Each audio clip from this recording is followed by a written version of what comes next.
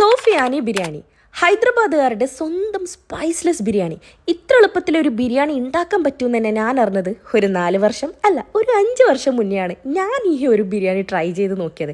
എൻ്റെ അമ്മോ, ക്രീമിൻ്റെ ഒരു മംഗലം തന്നെയാണെന്ന് പറയാം. പക്ഷെ ക്രീമാണ് ഇതിൻ്റെ മെയിൻ ഹൈലൈറ്റ് എങ്കിലും ഇതിൻ്റെ ടേസ്റ്റ് അബ്ബാറാണ്. ഈ മിസ്റ്റർ ബീൻ്റെ എക്സ്പ്രഷൻ വാരി വിതറുന്നത് സോൾട്ട് കഴിഞ്ഞത് കൊണ്ടാണ് കേട്ടാ. ഞാനത് കല്ലുപ്പ് കൊണ്ട് അഡ്ജസ്റ്റ് ചെയ്തു. അപ്പം നമ്മുടെ ഈ ഒരു ചിക്കനെ മാരിനേറ്റ് ചെയ്തിട്ട് ഒരു 1 അവർ നമ്മൾ എന്തായാലും റെസ്റ്റ് ചെയ്ത് വെക്കണം. അതിനുശേഷം നമ്മുടെ റൈസും ഒരു 1 അവർ സോക്ക് ചെയ്ത് വെക്കണം.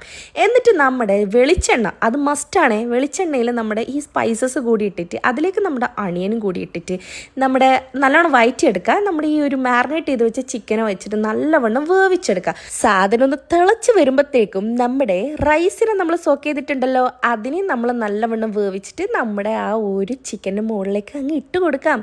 അതിന് മുന്നേ ആയിട്ട് ഞാൻ കുറച്ച് ഉള്ളി അങ്ങ് പൊരിച്ചെടുക്കുന്നുണ്ട് കേട്ടോ.